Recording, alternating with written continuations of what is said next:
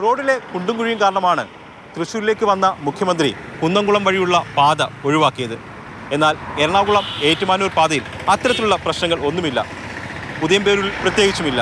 പക്ഷേ ഉദയംപേരൂരിൽ ഒരു അപകട വളവുണ്ട്, ഒരു മരണവളവ്. ഉദയംപേരൂരിലെ 10-ാം മൈലിലാണ് ഈ വളവുള്ളത്. ഈ വളവിൽ വലിയ അപകടങ്ങൾ ഉണ്ടാകാനുള്ള ഒരു പ്രധാന കാരണം ഈ മീഡിയനാണ്.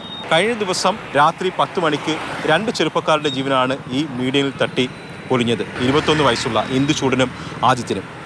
ഇത് ഇവിടെ പതിവാണ്.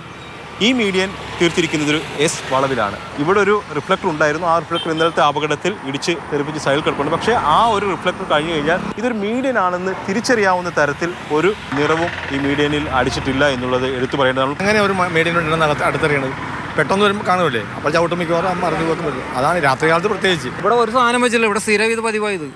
എത്ര പേരെ മരിച്ചിരിക്കണം ഇവിടെ. പലപ്പോഴും വളരെ വേഗത്തിൽ വരുന്ന വാഹനങ്ങൾ ഈ മീഡിയനിലേക്ക് ഇടിച്ചു കയറുകയാണുള്ളത്. ഈ പ്രദേശവാസികൾ അത്തരത്തിലുള്ള നിരവധി അപകടങ്ങൾ കണ്ടിട്ടുണ്ട്. അതുമാത്രമല്ല, ഇവിടെ റോഡ് ക്രോസ് ചെയ്യുന്നതിനും പ്രശ്നം നേരിടുന്നുണ്ട്. നമുക്ക് എതിർഭാഗത്തേക്ക് പോയി കഴിഞ്ഞാൽ ഇവിടെ നിന്ന് ആൾക്കാർ മറുഭാഗത്തേക്ക് ഒരു റോഡുണ്ട്, ആ റോഡിലേക്ക് പോകുന്നുണ്ട്. പക്ഷേ ഇവിടെ നിന്ന് വാഹനങ്ങൾ വളരെ വേഗത്തിൽ വരുന്നത് അവർക്ക് കാണാൻ കഴിയില്ല. വളവിൽ നിന്ന് വരുമ്പോൾ നമുക്ക് കാണാൻ പറ്റില്ല.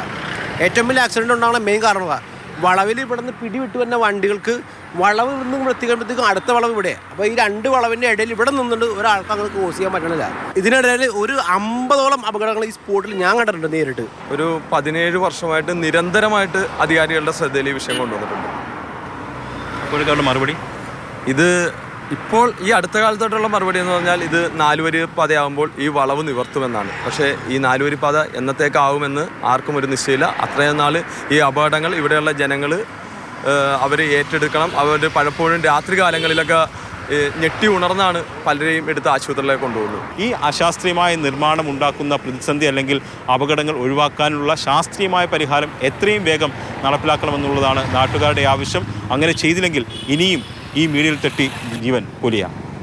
വിനു തോമസിനൊപ്പം എസ് അരുൺ ശങ്കർ, മാതൃഭൂമി ന്യൂസ്, കൊച്ചി.